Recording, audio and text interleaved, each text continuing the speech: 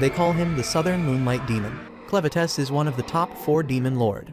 He freaking hates humans and sees them as nothing but bugs. But as fate would have it, during his crusade to wipe out the human race, a mere baby ends up softening his heart, and he takes the kid in as his own. Now he's forced to hide his real powers and blend in with humans, acting like some nobody. Right at the start of the story, a young girl accompanies her dad out to their farm. Once they're done, he tells her it's time to head back home. On their way, she takes a curious look around the house and notices a map of Edzi. Beyond the map, she sees there's nothing but darkness, just their continent completely surrounded by pitch black zones. It makes her wonder what lies beyond that darkness. With curiosity burning, she turns to her father, asking what's out there beyond their city, something even he can't explain. Her father sees her curiosity, wishing he could offer an answer, but honestly, he doesn't know either. He explains that every human is born with this same drive, always wanting to know more. But every single time they've tried venturing into those dark areas, it's ended badly. He breaks it down for her, saying 4 mighty demons each control one of the 4 directions around Edzi: north, south, east, and west, and every expedition that's tried getting past them has been completely wiped out. The girl is stunned by this, trying to grasp how truly dangerous those zones must be, but it doesn't scare her away. Her father continues, saying that until those demons are defeated, they'll never find out what lies beyond the map. Still, he believes every challenge has its solution, mentioning the ancient treasures wielded by legendary heroes. Only heroes armed with special swords could ever face the demons. Without one of those heroes, there's simply no way they'll win this fight. This only ignites her determination even more. She dreams of becoming one of those heroes. She wants to fight. If she can just get hold of the Sword of Haydn, she's certain she can challenge the demons. Once those demons fall, they'll finally discover the secrets hidden in the darkness beyond the map. A few years go by, and our girl Alicia ain't a kid anymore. She's grown up, becoming one of the heroes chosen to fight. She closes her eyes and opens them again inside the truck that's taking them toward the city's outskirts. Holding the chain around her neck, she quietly tells her father that the moment is finally here, the moment she's got to step up and protect their city. She's not making this journey alone. Several other heroes are right there with her. As the trip goes on, they start chatting and introducing themselves. There are some real standout folks among them. Minarch, the one holding the sacred treasure called the Golden Ideal, straight up says he's got no clue where he originally came from. They all glance at Alicia, asking her to introduce herself next. They're shocked to see a woman among them, but Alicia doesn't even bother saying anything. As they get closer to their destination, Stefan, the guy carrying the sacred treasure Tenma, the winged horse, warns everyone they're almost there.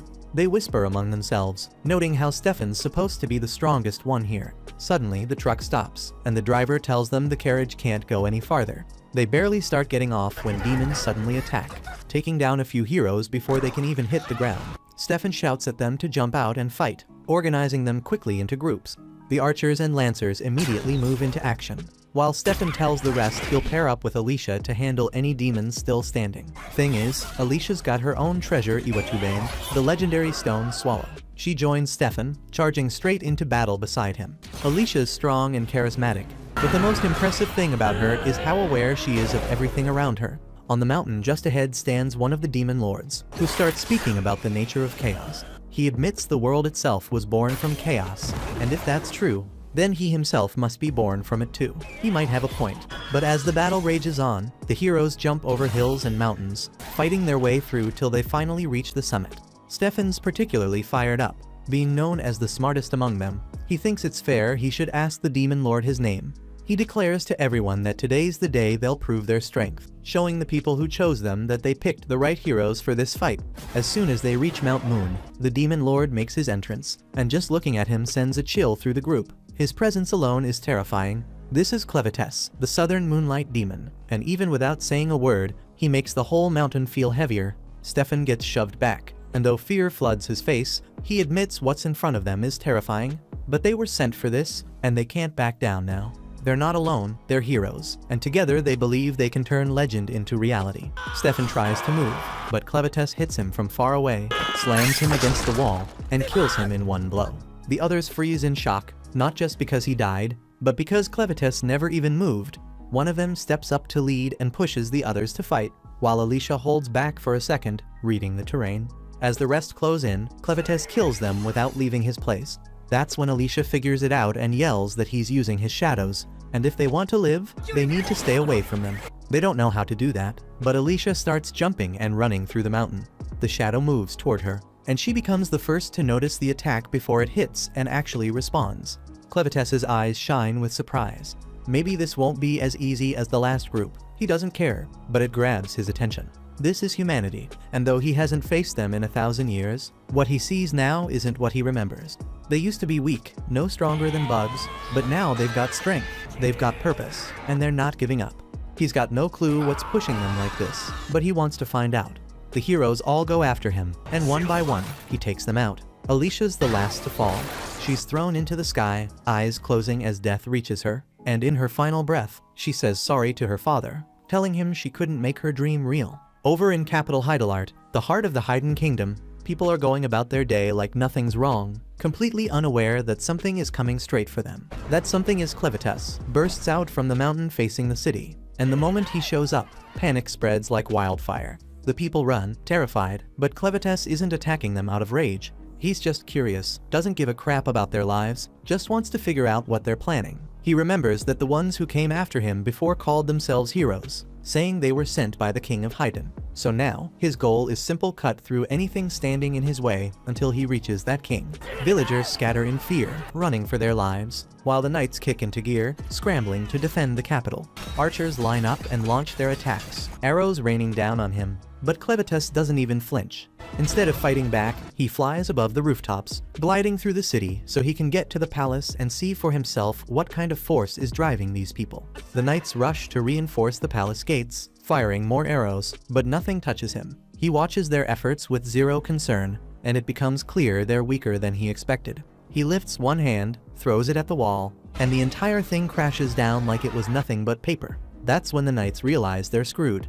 One of them takes off, rushing to warn the king that a demon is in the city. The king doesn't even look surprised. If a demon made it this far, then there's only one conclusion: those so-called heroes failed. He gets up from his seat and starts walking. There's only one thing left to protect now: the Blade of Haydn. Another knight runs in, shouting that the demon is tearing through the city and can't be stopped, and the king should hide. But if that thing really can't be stopped, then running is pointless, because no matter where he goes, it'll catch up to him eventually.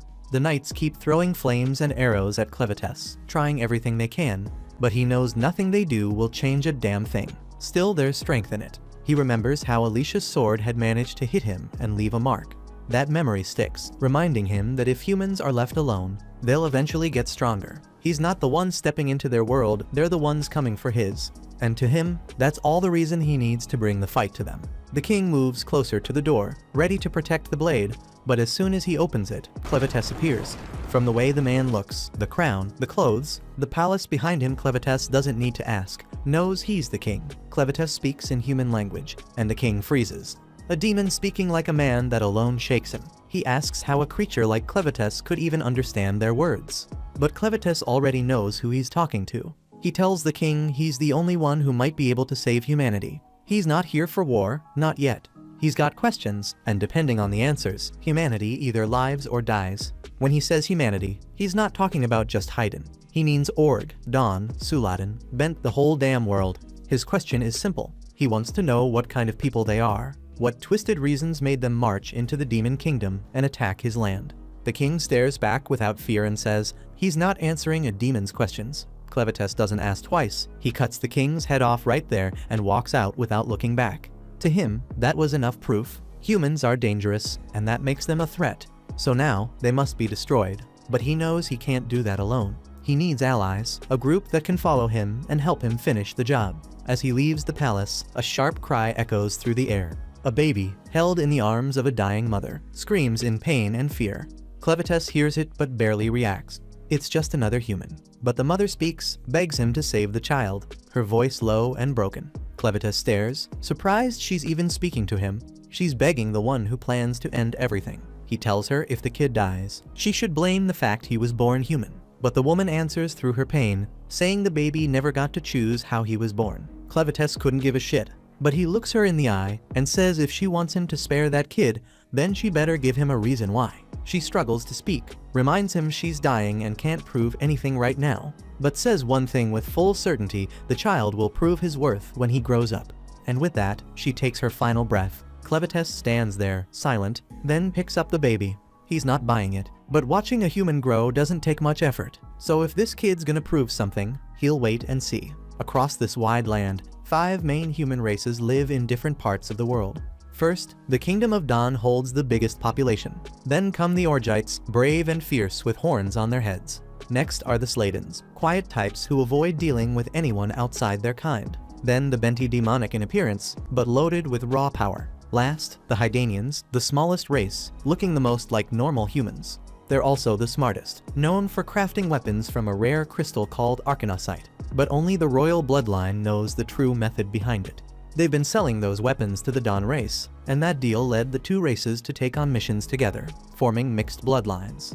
Even so, full-blooded Hydanians are now rare. Outside their kingdom, wild dark beasts roam, violent and uncontrollable. Deep in the Luna Mountains, Clevites, in his massive form with 9 long tails, scares off a few beasts that tried to eat the baby. The kid cries out, loud and scared, and Clevites worries this little creature might not last long if it keeps screaming like that. He wraps around the baby, thinking how to shut him up for a while, then gently taps the child's forehead with one claw, and the baby falls asleep. While staring at the baby, Clevites starts to get the feeling it's about to drop a little surprise, and sure enough, not long after, the kid wakes up crying while unloading a nasty mess that hits his nose hard. It pisses him off, but instead of getting rid of the child, he picks it up and walks off, hoping to find a way to deal with this disgusting problem. He ends up throwing the baby into a pit full of bugs, not the dangerous kind, just the ones that love feeding on poop. As the bugs enjoy their meal, Clevites mutters something ridiculous about humans growing up in a few nights, clearly showing he knows nothing about raising one. He glances down at the child and realizes he doesn't even know who it is, doesn't know its name, or why he even bothered turning back to pick it up in the first place. He blames his soft heart for that, but it's too late for regrets. He's not going to return it, not with the pride he holds as the Lord of Dark Beasts, and since he already made the decision to raise the kid, he'll see it through. Problem is, he has no idea how humans live or what they eat, and there's no way he can raise the baby alone. Looking over the fresh corpses nearby, he picks out one Alicia. She had led a failed assault against him, driven by the pain of losing her father to dark beasts, thinking she could win by charging into his territory with an army, but it all ended in disaster. Now, she's the one he chooses to bring back. With a wave of dark power, he revives her. The moment she wakes up, she tries to attack, but quickly notices her sword is gone and her comrades are nowhere in sight.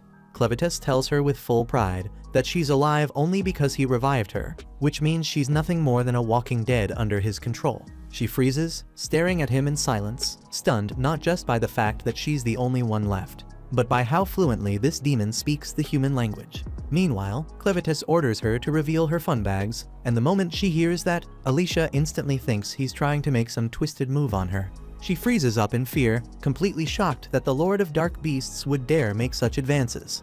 But before her dirty thoughts can spiral any further, he cuts her off and makes it clear the order isn't about her. It's about the hungry baby that won't stop crying. He tells her to take off her armor and bring out her milk tanks immediately. Since he'd infused his dark energy into her body, her will isn't exactly her own. She had no choice but to reveal the chesticles, lifting her top with obvious shame, exposing what he asked for even though she hates every second of it.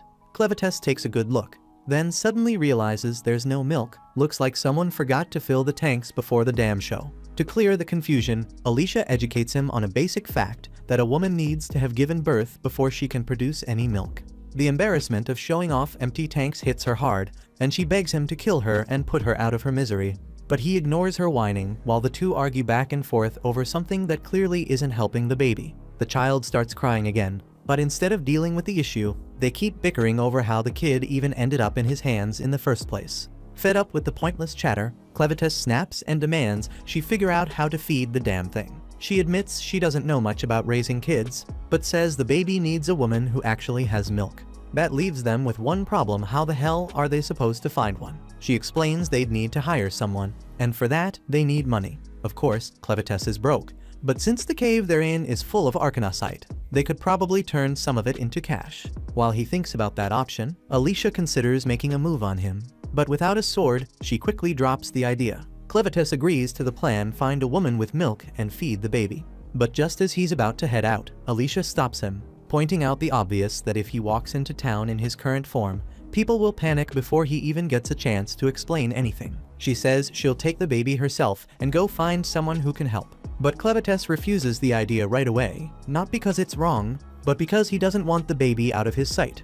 So he transforms into a human boy. The look is close enough, but the 9 tails keep wagging behind him like they've got their own plans. He ends up sliding the tails into a shadowy space beneath him, something no one should ever look at. But even then, the horn on his head stays out and he doesn't notice.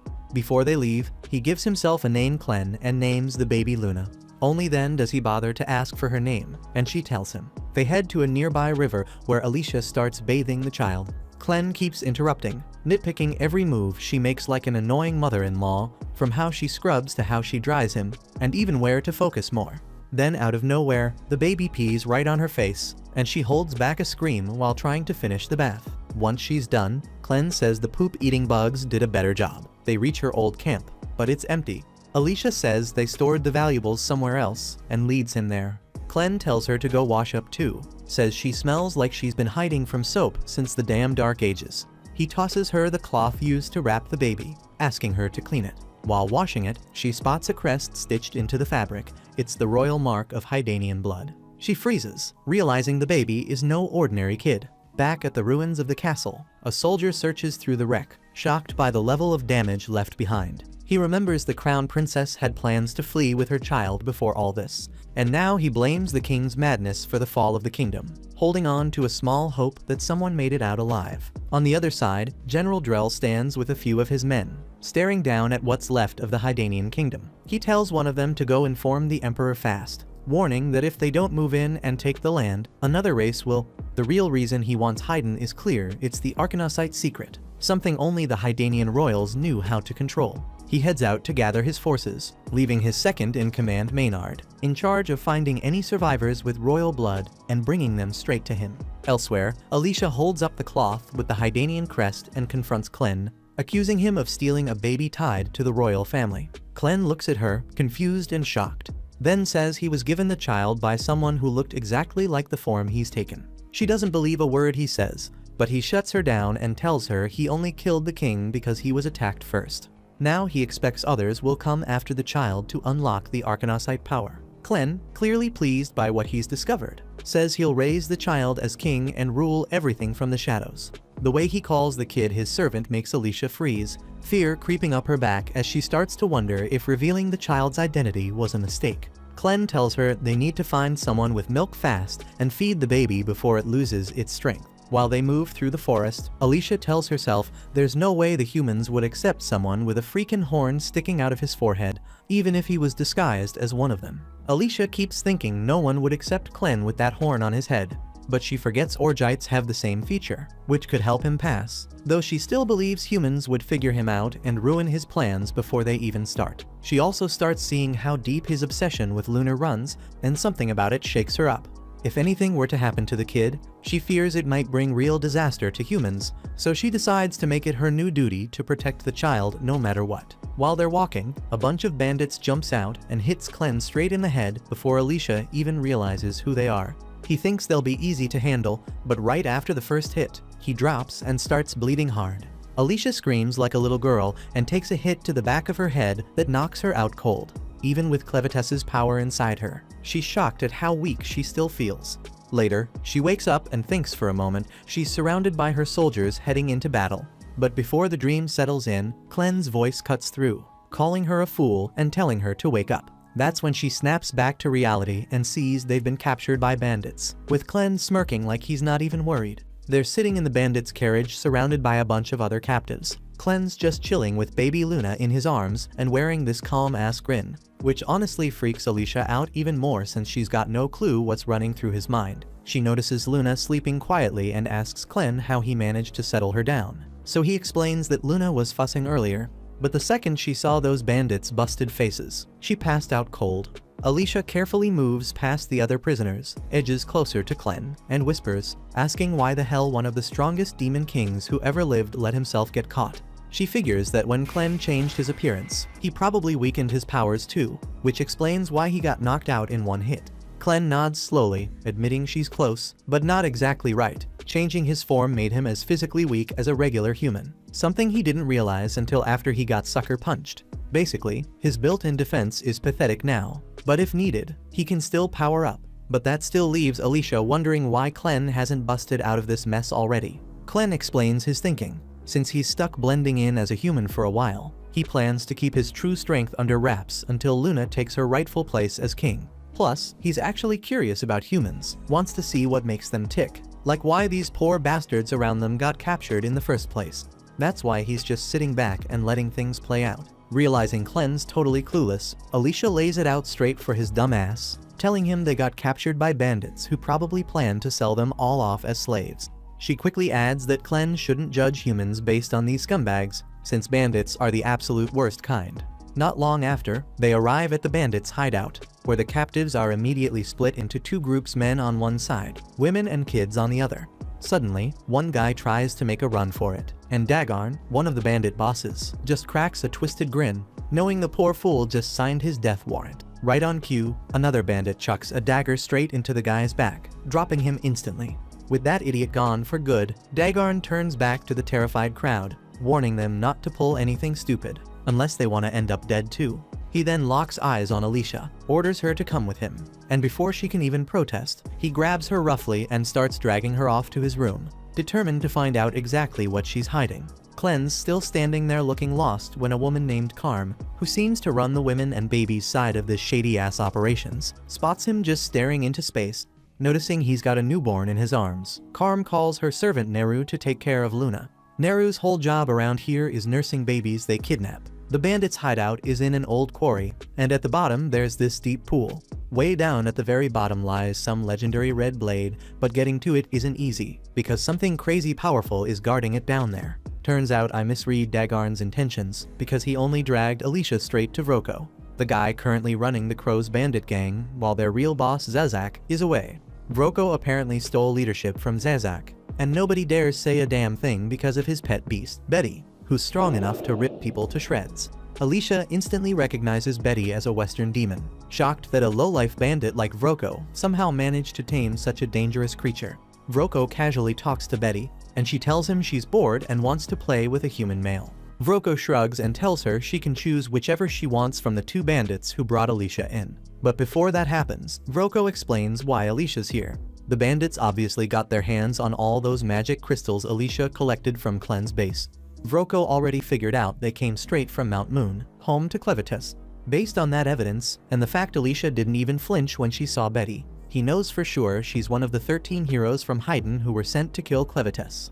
Vroko guesses Alicia was on her way back to Haydn carrying that big bag of crystals, so he casually drops the bombshell the royal capital already got wiped off the map by Clevitas.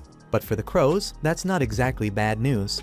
Vroko smiles, showing off a red-colored blade, the monohydrite sword, something only Haydn royalty knows how to forge. Of course, Vroko's sword is just a worthless fake. His gang has been selling these rip-offs to idiots who can't tell real from fake for years. Now that the royal family's been permanently logged out of this world, the prices of monohydrite swords have gone through the roof. Sure, it's a solid money-making scheme, but Vroko's got his greedy eyes set on something even better. The purest hydrite swords ever made. The ones personally forged by the kings of Haydn and handed straight to the heroes. Vroko's convinced the rest of the heroes got wiped out by Clevitas, and Alicia only survived by ditching her team. He pushes Alicia to reveal where her weapon is, along with the gear from the other 12 fallen heroes. Alicia keeps her mouth shut, so Vroko commands Dagarn and Satch to take her to Clevitas's place and hunt for the treasures themselves. Dagarn throws out the idea that maybe they should bring Alicia along to grab another treasure they're already tracking, but Vroko shuts him down quick, insisting on sticking to their original plan. He even gives Dagarn and Satch permission to have some fun with Alicia before they head out, just to keep her from causing trouble on the road. At the same time, Clen's stuck waiting tables at the Bandits Inn, run by Karma. He watches quietly while bandits constantly hit on Karma, silently disgusted at how terrible these guys really are. Elsewhere, Neru's busy feeding Luna the legendary milk, but that's not her only duty. She also works as a waitress, taking endless abuse from the scumbags who fill this place. Clen quietly serves meat to the bandits with surprising patience, earning a bit of respect from some of them. But Karma picks up on something off about him. Everyone around assumes Clen's an orc because of his horns, but his skin's too pale and his eyes have the look of a cold-blooded killer. Two bandits start hassling Neru, dragging her off to put her through hell all night, leaving her bruised and battered.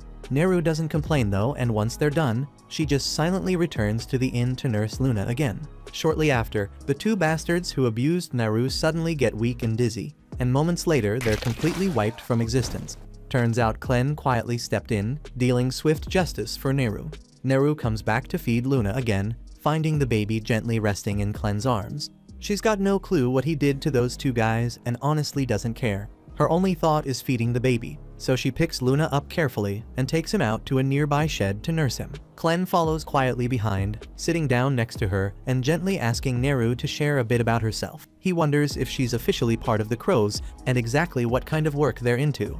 Neru hesitates slightly, but Clen softly encourages her to keep talking, letting her know he's just genuinely curious about her story, nothing more. She says this place is all she's ever known, and being one of the Crows is the only thing that's ever defined her. Never had a dad around, and her mom was the only one she ever had. Even then, she never saw her face, only her back. But even as a kid, she figured out her mom was a slave. She'd sneak peeks at night, saw the men coming in, doing whatever they wanted. Then, when she turned 12, her mom just vanished. No one said anything, and she never found out if her mom died or ran off. That same night while she was eating, a group of men came up and started beating her. After that, life turned to hell. That's when it hit her her mom had been shielding her all along. Once she was gone, they treated her like an animal, beat her daily, and left her to survive however she could, until Karma showed up. Sis Karma told her straight if she kept the men happy, they'd back off and leave her alone. So she tried following Karma's example, tried to figure it out. But she was nothing like Karma, didn't even know how to do what Karma did. Still, things got a little easier. At least now she had something to keep her busy. She could work, and since her body wouldn't stop making milk, she could feed the kids too. That was enough for her. Clen finds it odd, asks how she has breast milk if she never had a child. That's when she tells him she was pregnant once, but lost the baby. The baby had been moving inside her, giving her something to hold on to. Then all of a sudden, it was gone. Stillborn. The midwives told her flat out the kid was dead, and in that moment, she felt herself slipping away, like the world had turned to ice. She figured she was gonna die too, and honestly, she was okay with that. She didn't have a reason to keep going. If dying meant seeing her baby again, that sounded good enough, but then something warm pulled her back. She opened her eyes and saw a 6-month-old baby clinging to her, trying to nurse. Just seeing him fight to live, needing her like that, it snapped her out of it. She picked him up, held him, fed him, and for the first time in forever, she felt like she mattered. Her body kept working overtime like it never got the memo she was done having kids. She kept feeding that baby till he got strong. Then more kids came through the Crows brought in by that same gang, and she nursed them too. Word got out about her top-tier milk, because babies kept showing up like she was running an underground dairy. Watching them survive because of her made her feel like she finally had a purpose. She admits she tried to have her own again, twice even, but both times ended in pain. Clen eventually cuts her off, says that's enough. Then he asks if she'd come with him as Luna's wet nurse. Says he's not forcing her, but there's really no reason not to. Luna clearly likes her, so it'd work out either way. Luna pats her chest like she wants Neru to stay, so Clen gives her the choice one more time: either come with him as Luna's wet nurse, or stick around and let those scumbags do whatever the hell they want with her. Neru knows it's a generous offer, but says it'd be foolish to take it, especially since she thinks he's a slave too. She tells him she wishes she could say yes, but she can't. As far as she knows, he's still chained up same as her. Plus, she's got other kids who need her milk to stay alive. So she hands him Luna and quietly walks away. At the same time, the gang drags Alicia to a raggedy old bridge and tells her to walk. She steps onto it and stops halfway, staring down. They think she's planning to jump and mock her, saying there's no way she'll survive. But she ain't trying to escape, she's looking at the river below. She sees gems glowing under the water, and she already knows what that means. Before she can say it, they beat her to it, telling her this is where the hero Cordwar died. She knows the story. One of the captives speaks up, saying he'll dive in and grab what they're after if they promise to free him and his wife. His wife pleads with them to honor that deal. But the second he jumps in, monsters rise from the depths and tear him apart. Alicia knew they were lying. That river is a damn nightmare, filled with creatures that came into the world 300 years ago when a flood opened the gates to a place called Arvensis. Back then, they at least had solid ground to fight on. Cordwar, the strongest hero of his age, tried to hold the line but he couldn't. His sword, the Stream Splitter, is still buried somewhere in that river. The gang wants someone to bring it up, but that mission's a death wish. She snaps at them, calling them sick bastards for setting the poor guy up, and even says they didn't bother tying his rope right. They shut her up fast, telling her nobody asked for her opinion. Then they introduce Fido, the brute who's about to beat her down. He steps onto the bridge, grinning like a creep, saying he's gonna strip her down right there. Before he lays a hand on her, she slams her arm back into place, grabs Fido by the neck, and chokes him out bloody, snatches his sword, then leaps off the bridge, whispering to herself that she's putting her faith in what Clem said, that she's immortal and won't die that easily. The bandits glance down, and once they spot Alicia's lifeless body, they start freaking out. She was supposed to be the one guiding them to the 13 lost regalia weapons, and now she looks dead. At the bottom of the cave, Alicia slowly comes back to consciousness, and it's all thanks to that curse of immortality Clevetess dumped on her. The thing is, the curse keeps her alive, but it doesn't heal Jack. Right now, she's paralyzed from the neck down with no clue what the hell to do. Every bone in her body feels shattered, and she's lost more blood than she even knew she had. Climbing out of this pit on her own ain't happening. But if those bastards come down and realize she's still breathing, things will get worse. So she starts fighting to move even a little until the blood floating from her body starts swirling. And that's when Clevetess shows up. Alicia's shocked to see him looking all tiny, but he says that's because he's showing up through the blood magic inside her. That cursed blood is what's keeping her undead body running. If it all bleeds out, she's done for good. Still, he says that as long as she stays useful, he'll refill every drop she lost. And once that's done, her body should bounce back from the damage. She's relieved hearing that, but then notices something. Clevetess hasn't lifted a finger to start healing her. She asks him what the delay is. He says he will, eventually, but first he's got a question. Turns out, he found someone perfect to be Luna's wet nurse. Even as a demon, he could tell Naru's getting treated like crap here. So he offered her a chance to escape and live a better life with Luna. To his surprise, Naru flat out refused. Clem looks at Alicia, wondering if she's got any clue why someone would turn down a deal like that. Alicia thinks for a second and figures it's because Naru probably sees Clem as just another slave who can't keep a promise. People don't leave these bandit groups easily, and if they do manage to slip away, they usually end up hunted down like animals. Growing up in that kind of world, Naru must have convinced herself that freedom's nothing but a fantasy. Clem asks if there's any real way to fix all this, and Alicia figures the simplest answer is to kill every damn bandit in that freaking camp. If no one's left standing, Naru wouldn't have to worry about getting hunted down, and maybe then she'd take Clem's offer. Alicia says it shouldn't be hard for someone like him. He's got more than enough power to wipe them all out by himself. But Clem shakes his head. He says he can't afford to get caught off the mountain. If word gets out that he left, people might use it as a chance to strike Clevetess's territory while he's gone. That's why he wants Alicia to handle it instead. Heroes slaying bandits. Sounds like a normal day on the road. Alicia tries to push back, but he cuts her off and tells her to stop complaining, then hits her with a wave of blood magic that starts rebuilding her body. A few bandits finally make it down into the mine, hoping to find Alicia's corpse. What they see instead messes them up bad. Her limbs are twitching and jerking as bones snap back into place, muscles twisting like snakes under her skin. The pain is brutal, but once it's over, she's back on her feet, fully healed. They have no clue how she's even alive after that fall, but honestly, they don't care. As long as she's breathing, they can still use her to find the 13 regalia. They know she's a hero, so they stay on guard, thinking they'll be fine if they rush her all at once. But one cocky bastard decides to go in solo. He slashes her shoulder, but after everything she just went through, that pain's nothing. Alicia grabs his arm, smashes him in the face, then snatches his sword and yanks off his eye patch. She's still pissed she's even stuck in this mess, but these guys aren't worth sparing. If they can't be saved, then she'll do what she has to. Scene flips to Clem, dead set on one thing, tracking down Naru and showing her freedom's the real deal. At the same time, Naru heads back to the tavern, where Karma's been waiting. She's been worried sick, seeing Naru come back all bruised and broken again. It hurts her, but there's nothing she can do to fight back against the bandits. Naru's thankful for how much Karma cares, but work's not gonna stop itself. Karma sighs and tells her to start clearing the dirty dishes. Karma notices Naru's walking around with a weirdly bright mood for someone who just got beat to hell, so she asks if something good happened. Naru says it's not exactly good, but it kinda made her happy anyway. Then she hits Karma with a random question: what's the outside like? Karma blinks for a second, totally caught off guard. Naru never asks stuff like this. She asks why she wants to know, and Naru says she was born in this hellhole, so she's never even seen what life outside's like. But Karma was brought in, so she's gotta know a thing or two. Karma admits she does know the outside world, but it's not filled with sunshine and butterflies. Most of the women here either had their homes wiped out or never had one to begin with. So yeah, nobody's lining up to reminisce.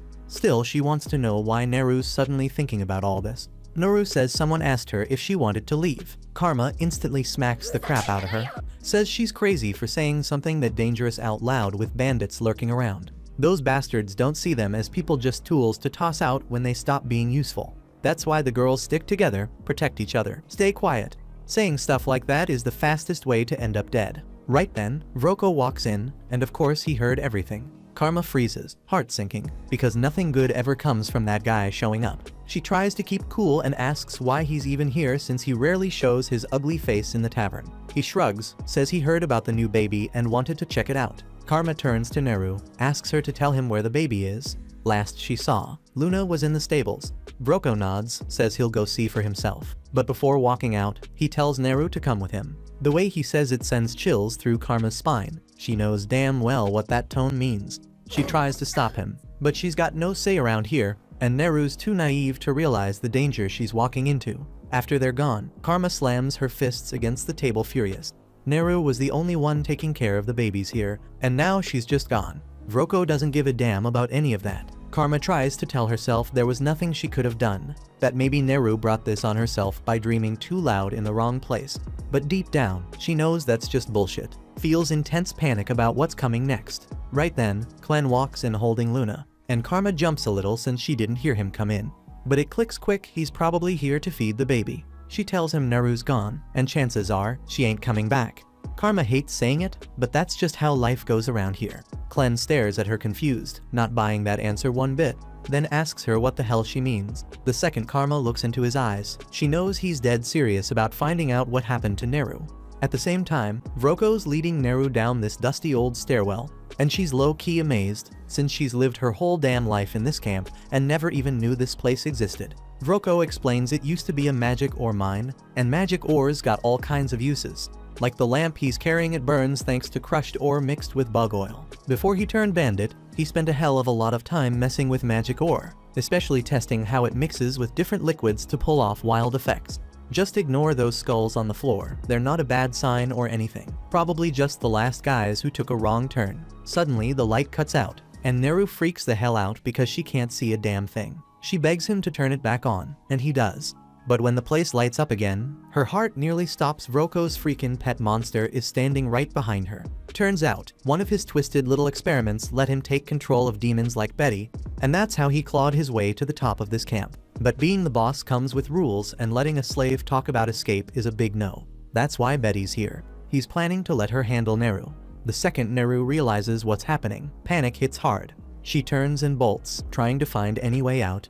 Vroko, cold as ever, tells Betty to eat her, and the damn monster comes charging. As Neru scrambles for her life, the only thing running through her head is Clen's offer. Deep down, knows if she'd said yes, none of this would be happening now. That's when she spots Clen holding Luna at the far end of the tunnel, and the last thing that flashes through her head is how bad she feels for not being able to care for Luna anymore.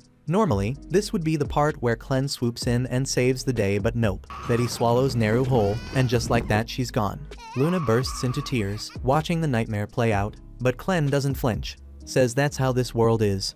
Magic beasts gotta eat, and he can't blame Betty for doing what comes natural. If anything, it's his own damn fault for showing up too late. He's bummed about losing someone as useful as Neru, but it is what it is. Then he shifts his gaze to Vroko, confused as hell.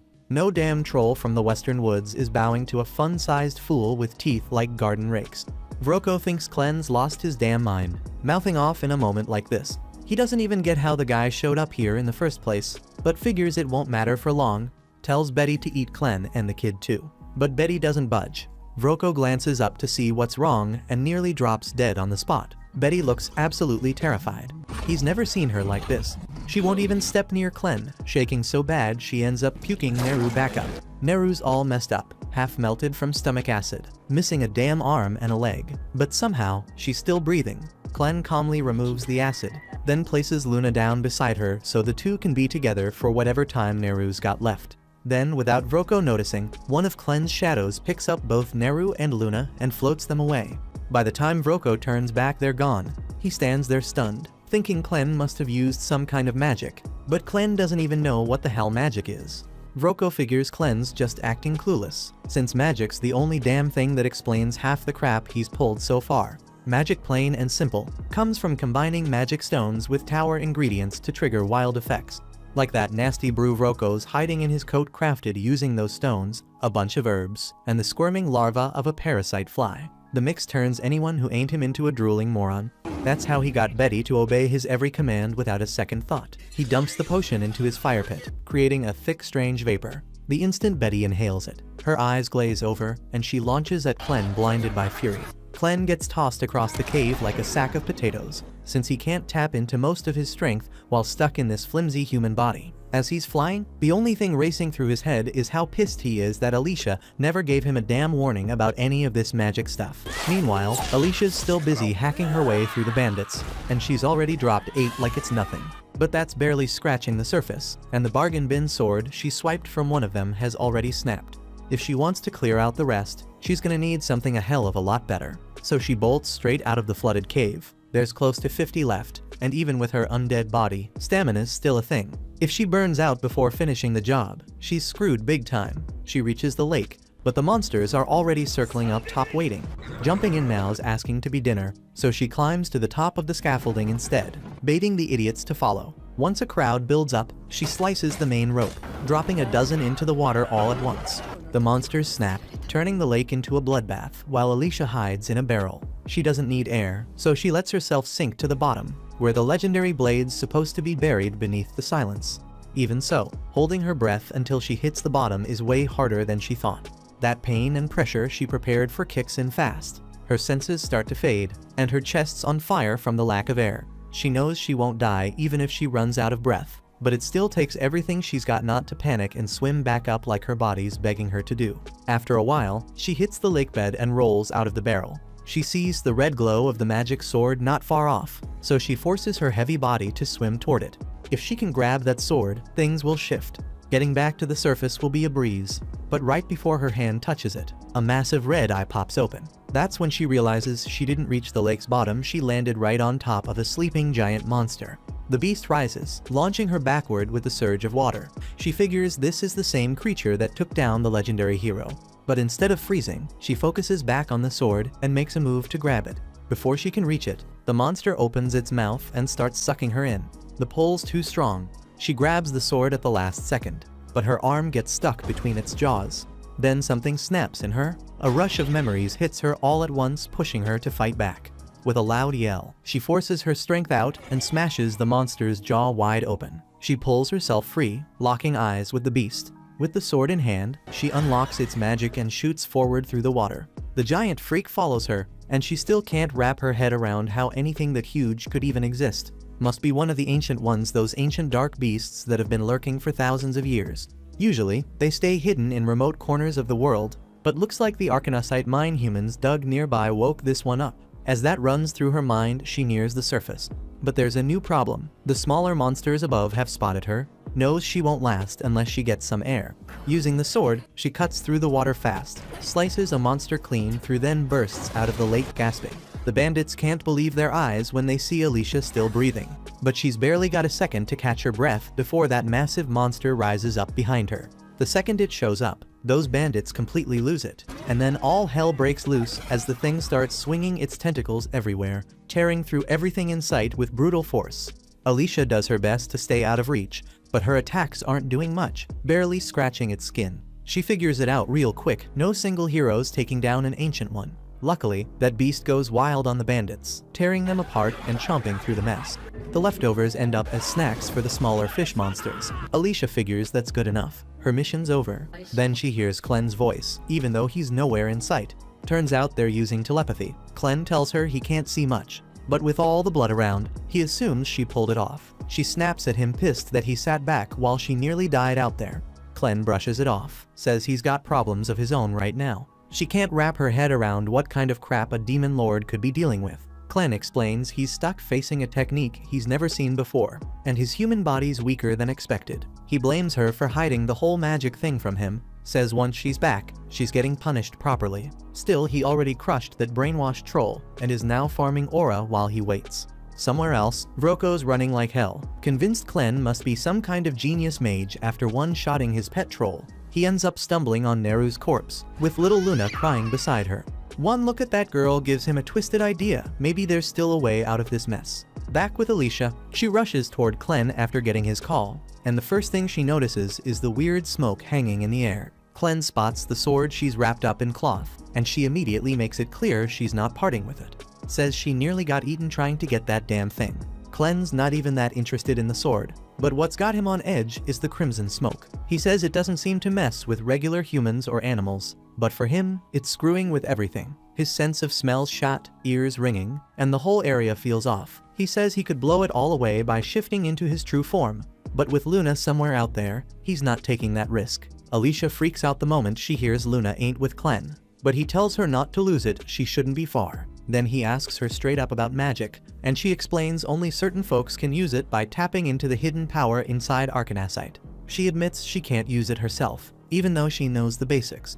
Clem looks at her and calls her useless. That pisses her off, and she starts throwing curses his way, but he ignores her and decides to look for Luna and Neru. He figures there's a good chance they're already dead. That thought sends a cold jolt through Alicia's spine, and she asks him what he'll do if Luna's actually gone. He tells her flat out he'd lose all interest in humans. Alicia knows that it'd be a freaking disaster. She makes up her mind to find Luna before it's too late for humanity's damn sake. Soon she finds a blood trail and asks Clem if Neru was bleeding. He confirms it, and Alicia guesses either Neru's crawling or someone's dragging her. Either way, she can't have gotten far, so they need to move now. Turns out Neru's still hanging on, clutching Vroko with everything she's got to keep Luna safe, even while bleeding out. He yells at her, kicks her, tells her to let go, but she won't quit. He wants her dead so he can run with Luna. Earlier, when he tried to take him, Luna screamed so loud it shattered Vroko's magic lantern. That's when he realized the kid's got some serious magical talent, and being a pure-blooded Haydn, there's a good chance he's royal. Vroko decides to cut Neru's wrist to get her off him, but that's when Alicia shows up, yelling at him to stop. Vroko jumps back, shocked to see her alive. He demands to know what happened to his guys, and Clem answers with zero emotion they turned into dinner for the beasts. That shakes Vroko hard, but he still pulls it together enough to threaten them. Says if they come any closer, he'll slice off Luna's fingers. Clem dares him to go ahead, he can heal it all anyway. But Alicia shuts that down, tells him healing don't fix what a kid feels. Then she tells Clem to let her handle this, and turns to Vroko, showing him the magic weapon from the legendary hero. Vroko's eyes damn near pop out. Before he can react, Alicia tosses the sword straight into the wall behind him, tells him to go fetch it. Says he'll need both hands to pull it out, but if he leaves the kid, she'll let him walk away with it. Vroko laughs, says no true hero would ever give up a magic weapon for a freaking baby. But now he's convinced Luna's got royal blood, and that changes everything. He tells Alicia she better cough up the location of the 13 weapons she and her crew are hiding if she wants the baby back. Clem, without hesitation, tells her to spill it, says they're just weapons. Alicia tells him the weapons are buried at the bottom of the valley under the Luna Mountains, but if he wants them, he better go get them himself. Vroko laughs cocky as hell, says he's more than capable, knows plenty of magic.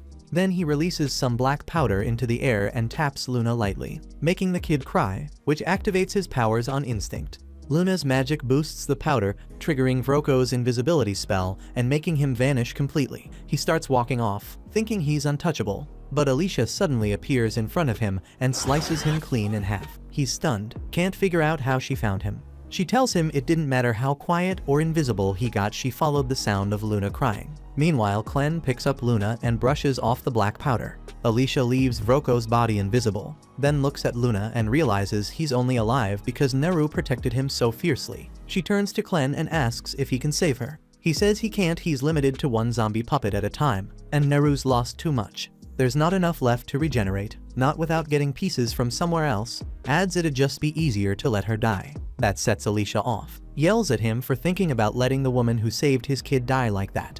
Says if she were a mom, she'd trust someone like Neru with her child without a second thought. Clem stares at her, then finally agrees to save Neru, but says he'll need all the mana he poured into Alicia's body. That means she's gotta die.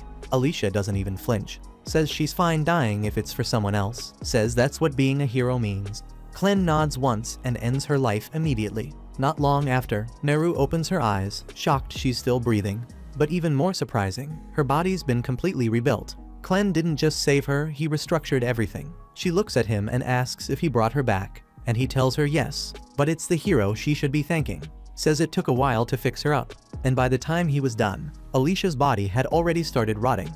But now that he returned the mana, she should be waking up soon. A few seconds later, Alicia jolts up like she's starting a breakdance set, and the first thing she does is look for her sword. Clen hands Luna over to Neru and says her new name's Nelaru now. Says she's part of their crew from here on out. But this time Nelaru happily agrees.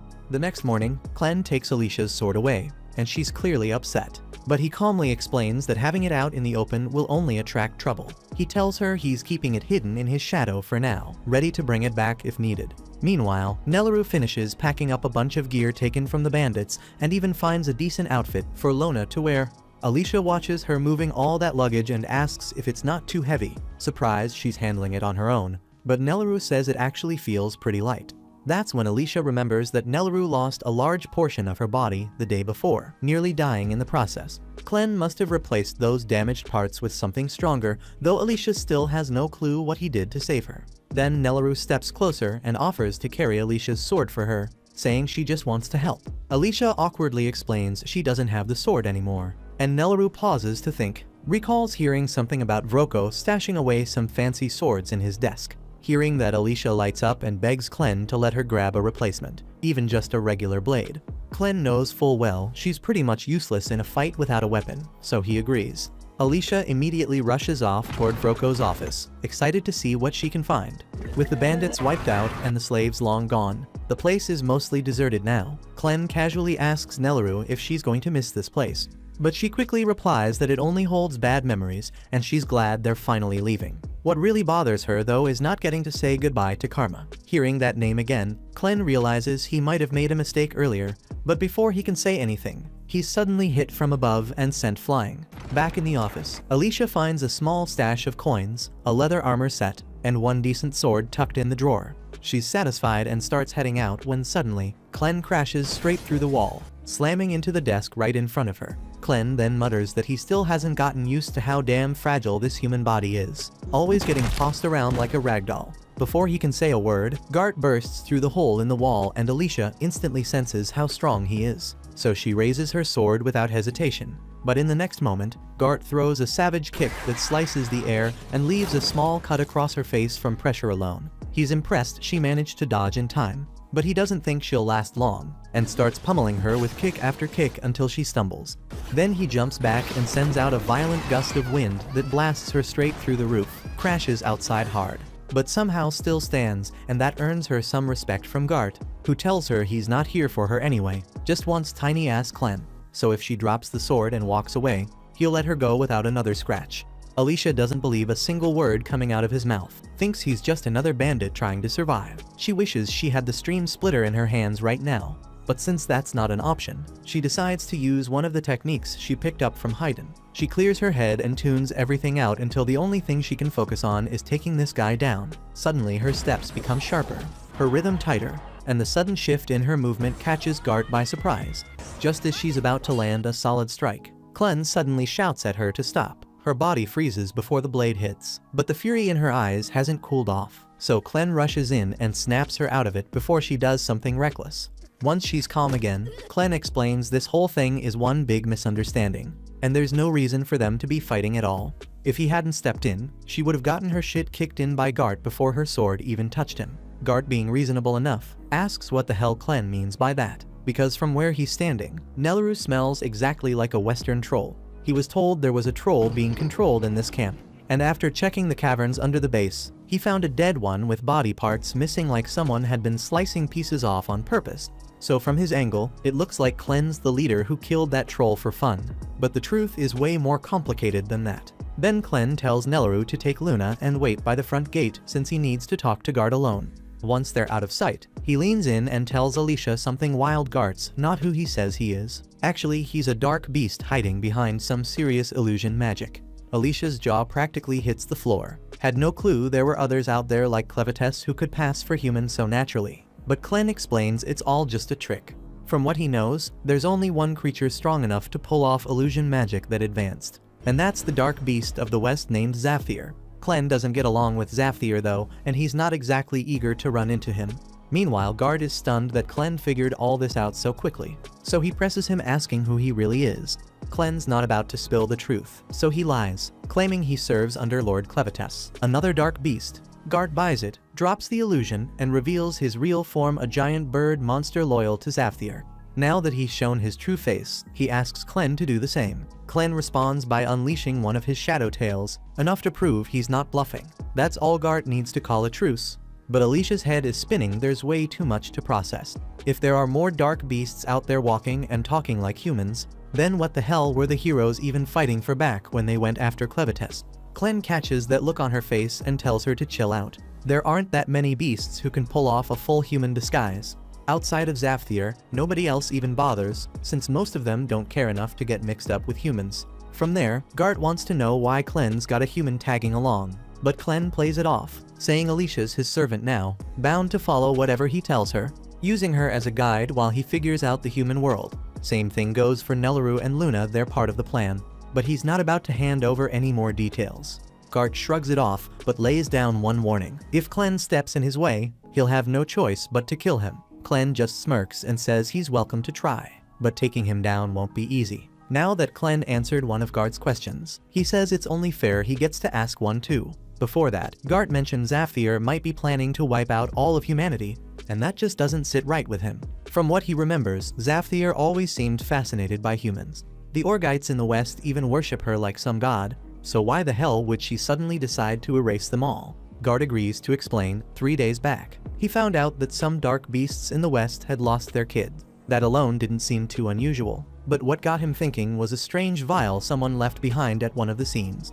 It made him suspect humans might be involved. He took it straight to Zafthir, told her what happened, along with 9 other similar cases he'd uncovered. She believed him, though it caught her off guard since she'd always treated humans with kindness. Still, she didn't waste time, told him to look into it. And if humans really were behind the kidnappings in the forest, then she'd wipe them out without a second thought. Clem pauses, thinking back to something he heard during the interrogation with Karma.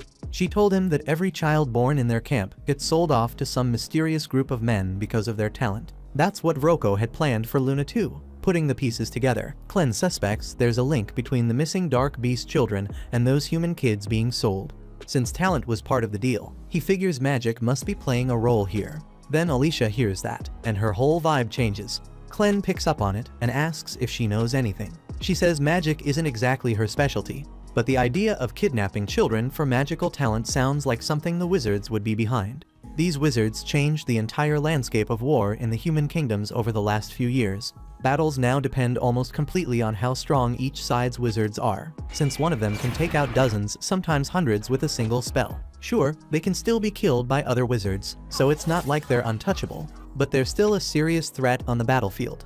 The first person who brought wizards into war was General Drell, better known as the Dragon Slayer. He's also the one who killed Alicia's father when she was a kid. She's carried that grudge ever since. Hearing all this hits Clem different, and he ends up asking why she went after Clevites instead of the one who actually took her father's life, since Clevites never actually did anything to the humans before they attacked. But Alicia says it wasn't about what she wanted. Her father's last wish was for her to move forward through Clevites' territory. So that's what she did, no matter how she felt inside. At the same time, somewhere deep in the human kingdom, General Drell's army is making its move toward the south with 50,000 men behind him. His goal is to capture the ruins of Haydn and claim them for himself. What's left of the Haydn army is scrambling to stop him, but they've only got around 6,000 soldiers and barely any wizards, so they're in no position to hold their ground.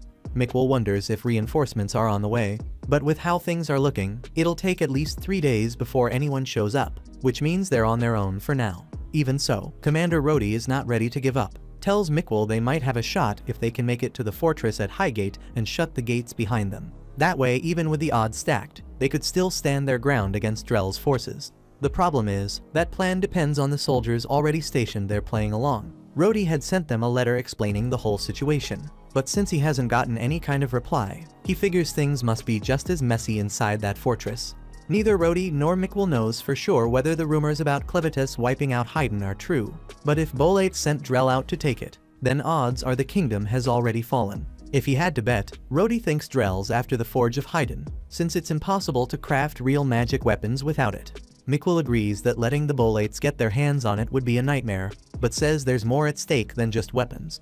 That forge isn't just ancient, it's one of the oldest magical relics in existence.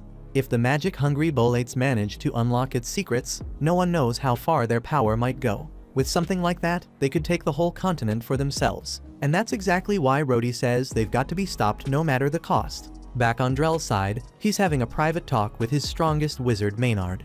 Maynard reports that he confirmed Haydn's been destroyed by Clevites and the royal family's been wiped out. Everyone except one, the 6-month-old crown prince. He's the last of the bloodline, but no one knows where he is now, so Maynard can't say if he's alive or gone. That said, he also heard from a group of bandits recently. They found a baby, and the description sounds a lot like the prince.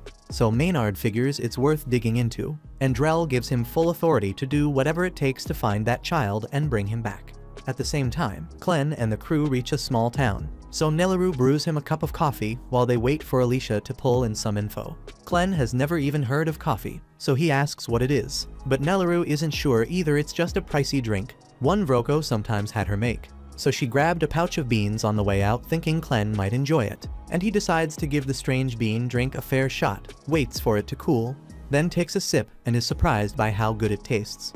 Nelleru is relieved he enjoys it, yet there is something on her mind she wants to clear up, and brings up that strange man who attacked Clem back at the camp, says he vanished and that felt wrong. Clem breaks down the whole wizards and magic thing to Alicia, and once Gart hears it, he says he's heading out to report back to his master, so they will not be seeing him for a while. Clem adds that even if they cross paths again, he will not strike at them, since he no longer thinks they are suspicious. Right after, Alicia runs up the hill with bad news gathered from the villagers, says the situation in Haydn is a total mess. Bolate broke past the border and pushed an invasion deep inside, so Haydn is fighting back. But with the king dead and the capital ruined, there is no chance they can win, the streets filling with fear. Even the country of Eslan tried to slow Bolate's advance, yet it barely changed anything in the end. Clem wants to know why Eslan would step in for Haydn when they are not party to this conflict, so Alicia lays it out. Eslan has been at war with Bolate for ages, yet right now they stand weaker, so they do not want Bolate getting the Haydn forge, since that would make them unstoppable, and even if Bolate seized the forge, they could not run it properly without someone of royal blood. But the biggest issue is that Haydn is outmatched, since Clem killed their king and they have no sorcerers to bring into battle, so at this rate Haydn will be erased from the map before long.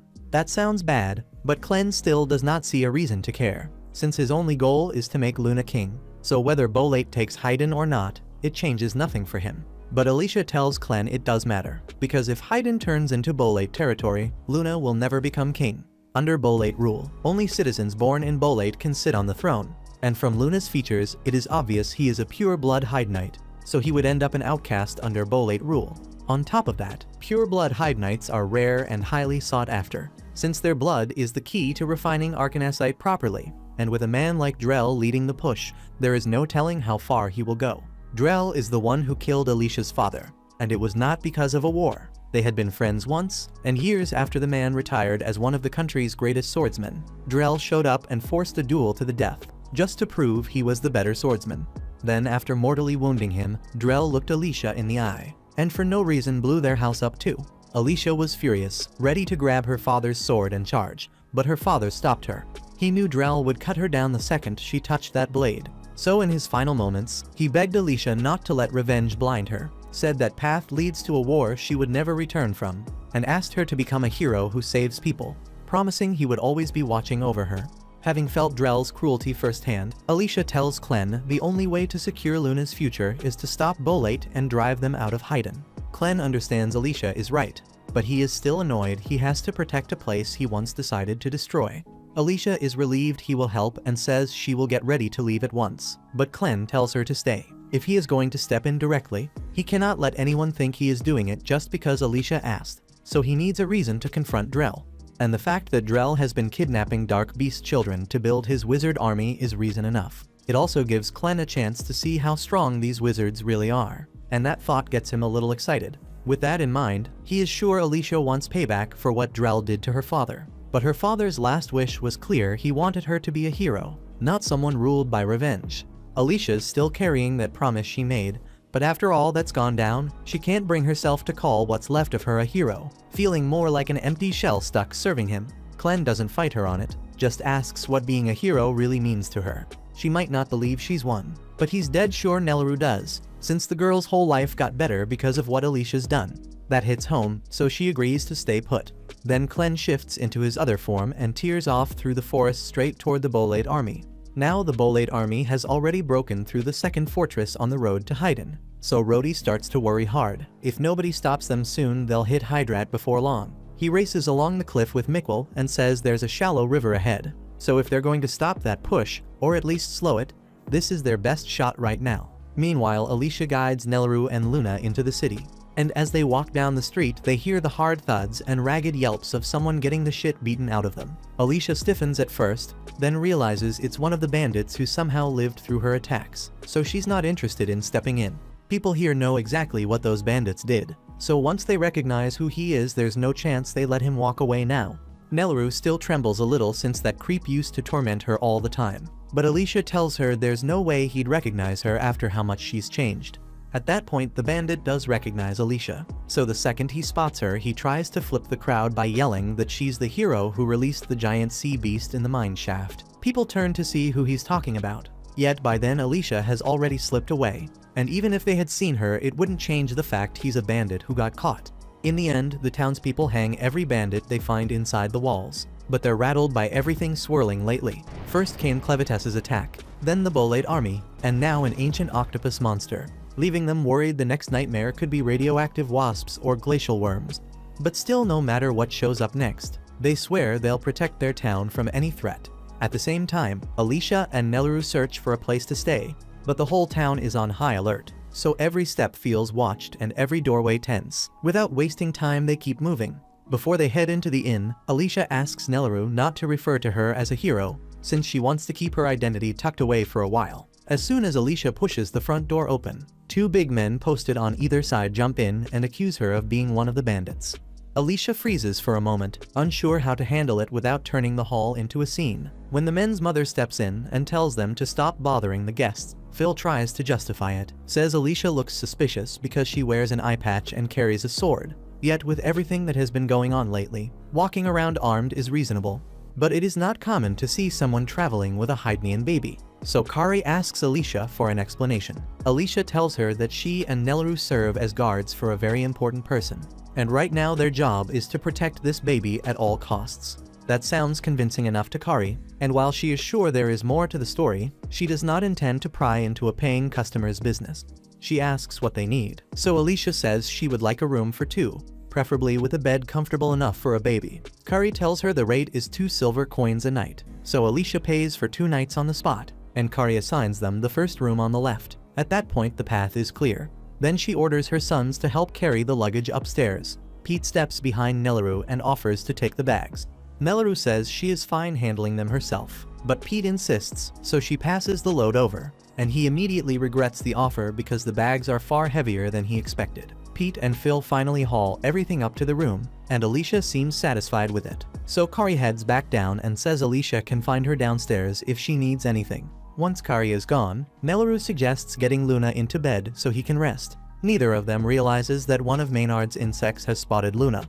And now that it knows exactly where the Haydnite Prince is, Maynard sends his entire insect army after him before long. A little while later, Alicia looks out the window and wonders whether Clen has made it to the battlefield yet. But then Nelaru calls her over and points out Luna's first baby tooth. Minutes later, Kari knocks on the door to tell Alicia and Nelaru their food is ready. Then she notices Luna still asleep, so she tells Alicia to come fetch it and take it back up to the room. Alicia follows her downstairs, and Kari points at the platters set at the end of the table, so Alicia heads over to grab them without wasting time. On the way, she catches the bar crowd murmuring that this whole mess is on the heroes, their voices low and heated. If they had not gone out and challenged one of the Beast Lords, then Clevetess would not have leveled Haydn, and the Bolates would not have started this war in the first place. Public opinion of heroes is rock bottom now, and folks feel they have every right to be angry, since the so-called heroes only made life harder in the end, and that sentiment spreads from table to table. Alicia turns to go back upstairs, then a dark beast presence brushes past her senses, and right after that something smashes through the downstairs window with a thud that shakes the room. It lands by Pete, and he assumes it is a harmless ball, so he reaches down to pick it up.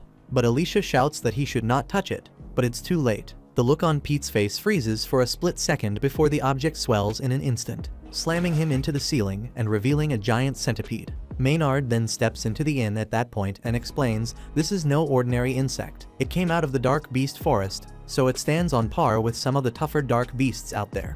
One man does not even wait for Maynard to finish, since he came here to relax, not wrestle a centipede monster, so he jumps through the window to run. Normally that would be an excellent survival plan, but Maynard already stationed several hundred bug monsters outside, and the man gets eaten anyway. Maynard set the field so that nobody leaves town until he is done with his mission, and he wants no confusion about that. And to make sure everyone understands, he introduces himself as the highest mage serving General Drell's army. The room tightens with worry because nobody expected Drell's army to strike their village in this way, but Maynard says he is not here to seize the place. His mission is simple, to confirm whether the Hyde Knight baby here carries royal blood or not, and that purpose alone brought him. Alicia feels the floor drop inside her, and if Maynard already knows about Luna, she needs to get him far away fast without delay. But before she can act, a sharp panicked scream cuts down from the room above Nelleru's voice. That's when it clicks. Maynard has already sent a subordinate up there. Meanwhile, in the room right now, a telekinesis wizard named Naya Chiffinlitz has Nelleru pinned against the wall with the bed frame, not letting up for a second. Nelleru cannot figure how Naya slipped in through a second-floor window, so Naya spells it out. She flew up with her axe because her power pulls and pushes anything made of iron, so she gripped the handle and hurled it upward. Then the force yanked her along for the ride. She does not really get the science behind it. Yet there is a massive dark beast turtle with an iron shell, and any metal weapon swung at it ends up stuck there for good. Now that she has laid out how the ability works, she says she has to get back on task. So she pulls a pill from her bag and walks over to Luna. Nelleru asks what she is doing, so Naya says she is giving Luna medicine that evaluates his magic potential. And if the baby can use magic, his eyes change color and he stays fine, otherwise he coughs blood and dies. A rough 50-50. Because that means Luna could die. Nelleru yells and pleads for her to stop, and then Alicia hears the screams and sprints for the room. But before she reaches the door, Maynard orders his centipede, and it slams her into the wall. He is not sure who Alicia is, yet he will not let her wreck the plan, so he decides she has to die. At the same time inside the room, Nelleru keeps fighting to free herself so she can reach Luna. But Naya says it is pointless, because the force she can drive through those bed frames is enough to stop the Hulk in his tracks. So with 2 frames in play, Nelleru would need more strength than 2 pregnant bulls to break out. And there's no way her tiny arms could pull that off. Then, to Naya's shock, those small arms actually start prying the frames apart. And with one clean shove, Nelleru knocks Naya out cold. Maynard hears a heavy crash from inside and wonders what went down. Then he tries sending the centipede to check, but something is pinning it. Now Alicia, who survived the hit, has its antenna tied in a knot. So the beast is completely disoriented and cannot move right. So she boots it to the floor and runs for the room to check on Nelleru and Luna. And Maynard is impressed because no ordinary person handles a magic beast like that, and now that he gets a proper look, he realizes who Alicia is. Alicia steps into the bedroom ready to fight, but instead she finds Naya unconscious on the floor while Nelleru stands beside her holding Luna. She notices the big hole in the wall, so she asks if Naya did it, and Nelleru says she was the one who caused it because when she pushed the bed frame to get free, it hit Naya and went straight through the wall. Alicia does not understand how that is even possible. However, there is no time to debate, because they need to get out now. So she grabs her sword and tells Nelleru to stick close, and they jump out the window. And once they leap, Alicia uses her sword skills to slice the bugs in the air so they can run. By the time Naya wakes up, it is already too late to stop them, and she would like to go after those too. But the bugs in the air do not discriminate, so she would die the moment she steps outside without Maynard's help. Meanwhile, a little later, Alicia and Nelleru make it outside the city limits, so the bugs stop chasing because Maynard only ordered them to surround the city. If they are lucky, they might make it through the forest before dawn, but things are never that simple, and they run into a second wall of insects in the forest. There are many more here, so Alicia will not be able to cut her way through them like before. Nelleru asks what they are supposed to do, and Alicia is not exactly sure, so for now they need to find somewhere to hide. Back at the inn, Naya goes downstairs and tells Maynard that the women got away, and Maynard asks if she at least managed to test the baby's magic aptitude, since that was the point. She says she never got the chance because Nelleru knocked her out with the bed frame. Maynard realizes they seriously underestimated those two, but even so, this situation allows him to confirm a few details. First, the blonde woman was the hero Alicia Glenfall, and Maynard is certain because he was there when Drell killed her father. there is no way a hero would be traveling with an ordinary baby. So that pretty much confirms that Luna is the Hydenite prince they have been looking for. He is practically shaking with anticipation of how fun it will be to torture a hero when he gets his hands on her. And Naya just stares at him, wondering why she has to spend time with this lunatic.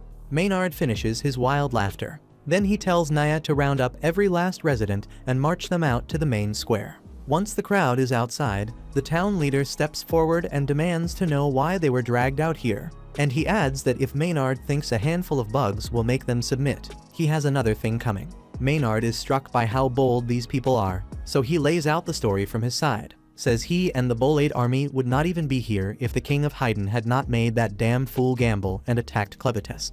Now that the capital lies in ruin, Clevites might come back to seize the land, so the Bolade force is kindly stepping in to protect everyone. It is a paper-thin pretext to invade Hyden, but without the king and his magic weapon, there is practically nothing left to stop it on the ground.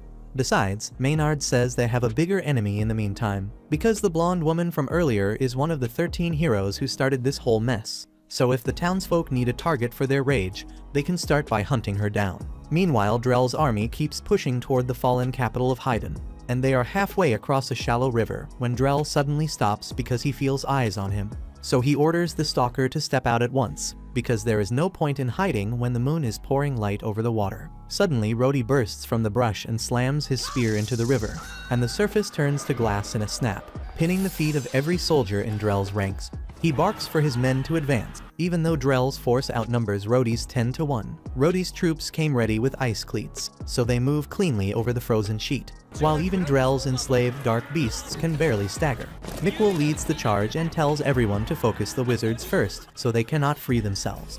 Drell knows the frost spear's limits, and even at full output it should not be able to freeze an entire river at once, so he reasons that Rhodey must have stationed a wizard upstream to chill the flow just below freezing, then let the frost spear do the rest. He admits the setup is sharp.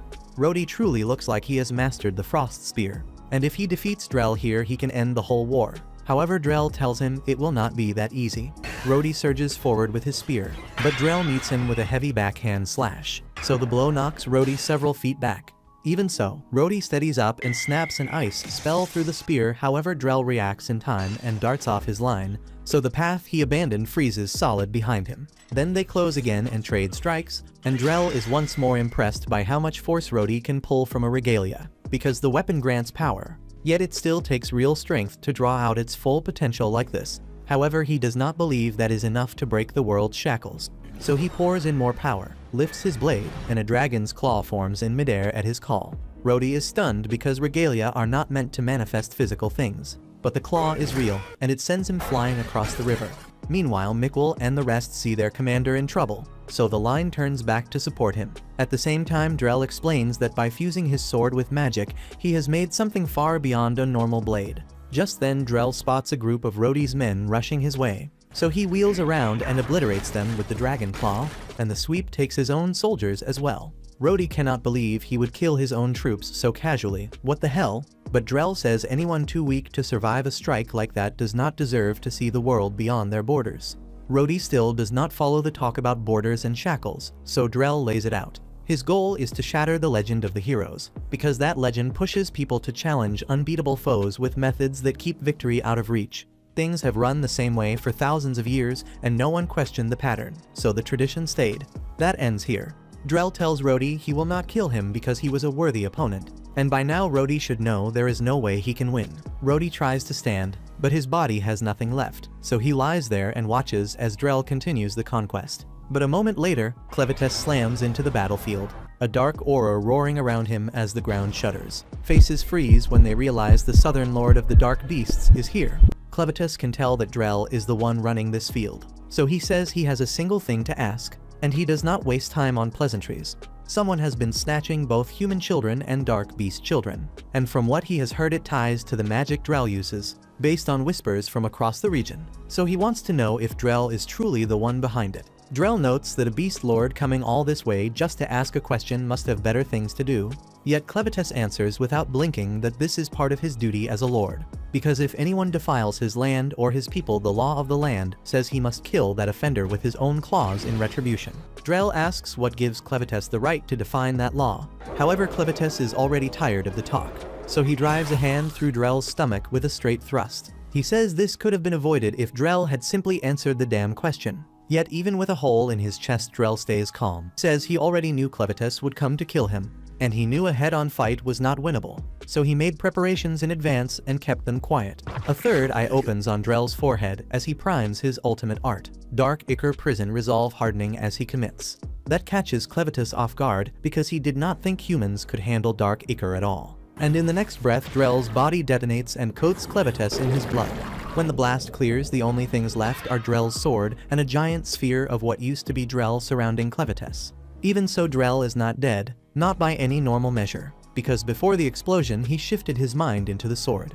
He no longer has a human body and now exists as the magic of that blade. He went to extreme lengths to sacrifice flesh for this Dark Ichor prison, and he is certain that even someone as strong as Clevitus will not break out easily. Clevitus appears to be knocked senseless by the prison, so he stays motionless inside for now, and Drell intends to leave him there until he dies of hunger or age. Meanwhile, Rhodey watches in horror and disbelief, jaw tight and stomach sinking, because he cannot believe Drell just locked down Clevitus in moments when the 13 heroes failed to do it. If Drell can pull off something like this, Haydn has no chance against that might. So Drell hardens his resolve to continue the mission and orders all remaining troops to prepare to move at once.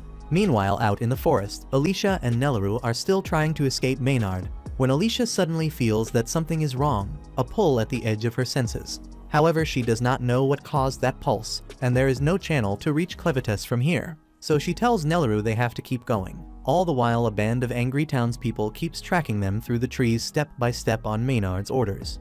A short while later, the townsfolk hem Alicia and Nelleru inside an old cabin. Phil heads the angry crowd, brandishing torches as they shout for Alicia to step out, saying they know she's in there, so hiding is useless. Meanwhile, Alicia and Nelleru keep out of sight, unsure what move to make. Phil keeps hollering, pinning every disaster that hit their town on her. Speaking for the lot, he says they've always despised the so-called heroes, since heroes never do real work. They only slay a dark beast now and then, and folks treat it like it's something grand. Nelleru tries to lift Alicia, reminding her she's special because she saved both her and Luna. But Alicia tells her to back away from the window, saying the priority right now is keeping her and Luna safe. Alicia admits she figured this could happen, especially since they couldn't get out of town. What she didn't anticipate was the townsfolk finding them this fast. She thinks about bolting since Maynard still hasn't caught up to them yet, but she knows it won't help because there's nowhere left to hide. Phil loses patience and lifts his torch, ready to hurl it at the cabin. But right before he does, his brother grabs him, because their mom and dad just arrived, and they look furious. Mark, their father, tears into them, reminding them their forefathers built this water wheel over 200 years ago, and he won't let them torch it. Phil fires back, but Mark cuffs him on the head and tells him to shut it, saying he shouldn't swallow whatever two outsiders told him. Mark admits he doesn't trust Maynard or Naya, so he put 2 strong men on them to make sure they don't cause trouble. He shoulders past Phil and tells him to step aside, letting him handle it. Then he walks to the front of the cabin and calls to Alicia, saying he only wants to ask her something. He promises no one inside will be harmed until they're done talking. He wants to speak with her alone, so he asks her to come out. Alicia sees she has no choice, tells Nelleru to stay in and watch Luna, then steps outside. Mark's eyes go straight to her empty hip. The regalia sword is missing. He figures she must have pawned it for quick coin, but Alicia explains she lost it in her clash with Clevitus. Hearing that, Mark pokes at her pride, pointing out she fought Clevitus and came up short. Alicia lets out a breath and owns it, saying Clevitus wiped them out completely. She adds that she'd understand if everyone hated her for failing this hard, and as she starts to apologize, Mark cuts in, says that isn't the issue. If she had sold her regalia and run, he would have killed her without hesitation, since she stood her ground and lost. He has no complaint. Phil and the others are stunned by their father's call. Alicia, for her part, is left speechless when it hits her that they don't hate her after all. Mark then explains that before the king died, he sent her away as part of tradition. With a steady look, he asks whether keeping that tradition makes sense anymore, considering the heavy price everyone has paid. When the next king is chosen, the question on the table is whether the citizens should back him or not. Mark reminds Alicia that her hero party is the only one in 1,000 years to reach the Lord of Dark Beasts. He believes she must have seen what lies beyond Luna Mountain, so he presses again on whether it was worth it. At this moment, Alicia thinks back to that fight with Clevitus, after her limbs were severed and she was hurled into the sky. She caught a glimpse toward the world's edge for a heartbeat. There was no edge at all. The horizon kept running forever. To answer Mark, she sets her face and states firmly that it was absolutely worth it. She admits she isn't sure she has the right to say that after failing, yet she explains there are truths people never learn while their world stays small. Some things only come when you have the courage to take a leap, says she learned that from Clyn, who was arrogant and treated her like a dish rag.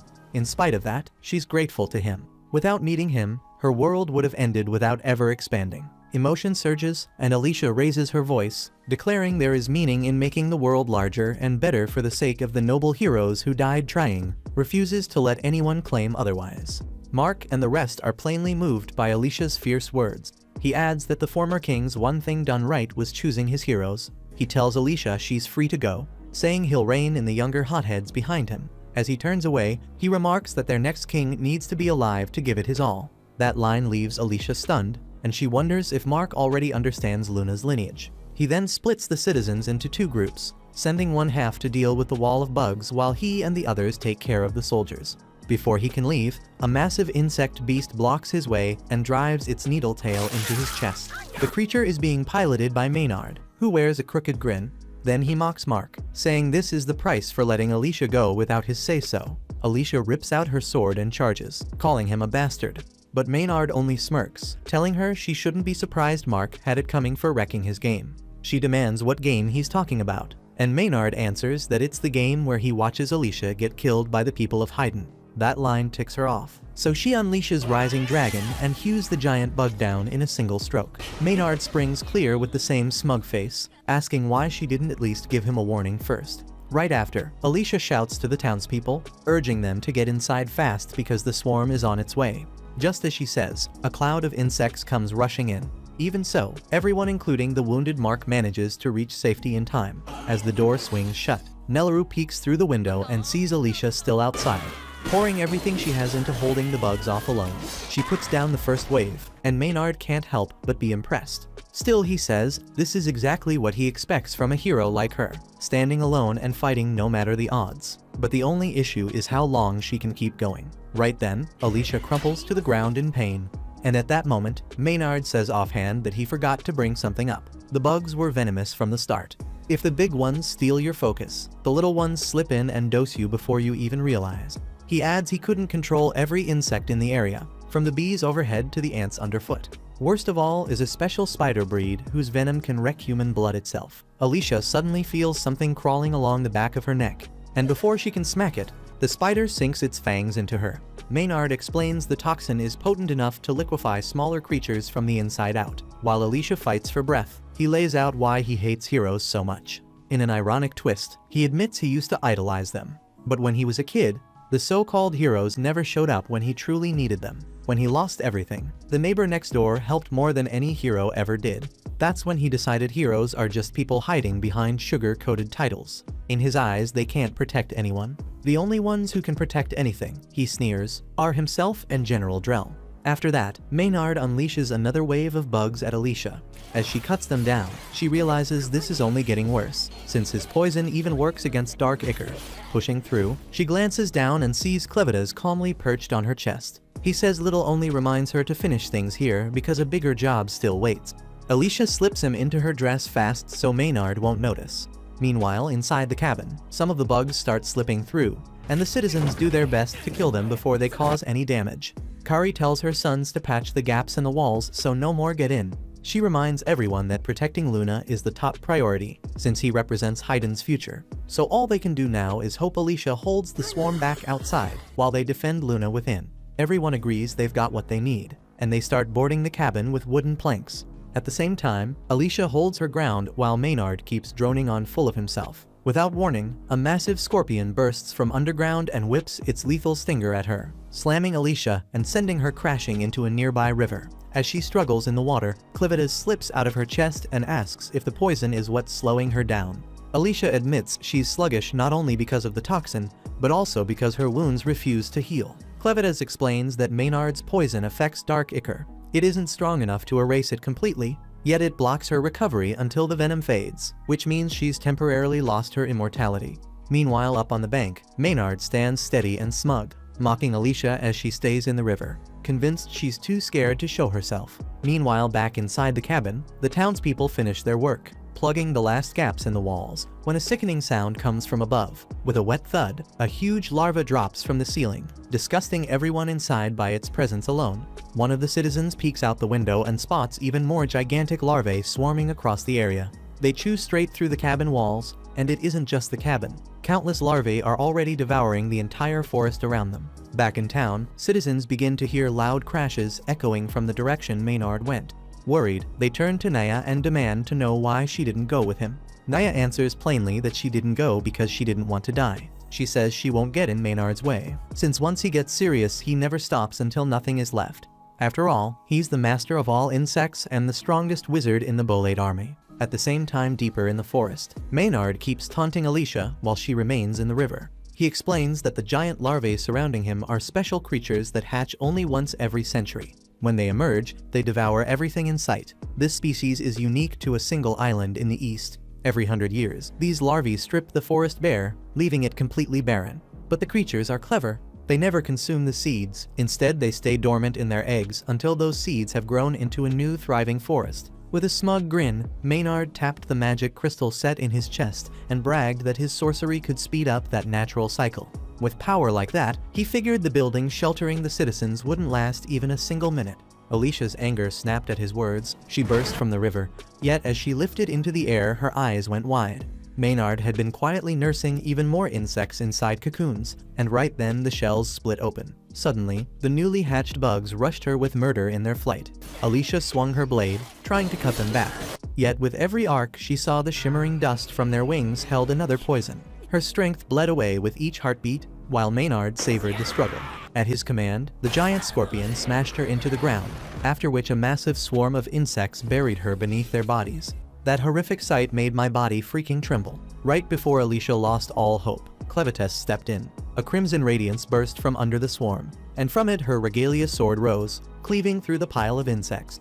Maynard's eyes went wide in disbelief, recognized the weapon at once, and demanded to know where she had hidden it. Clevites calmly told Alicia that most living creatures in this world are made of water, and insects are no exception. Treat a horde like a ball of water, and the regalia blade he gave her will cut them apart. With that, he urged her to finish this fight for good.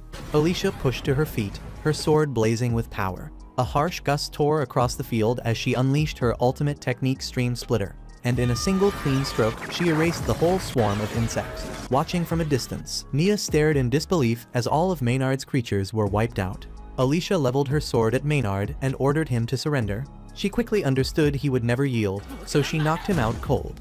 Exhausted, Alicia finally collapsed. Nelu then rushed to catch her, but to her surprise, Clen was already there, holding Alicia in his arms. Clen looked serious and said that things had changed, which was why he had come to call them back.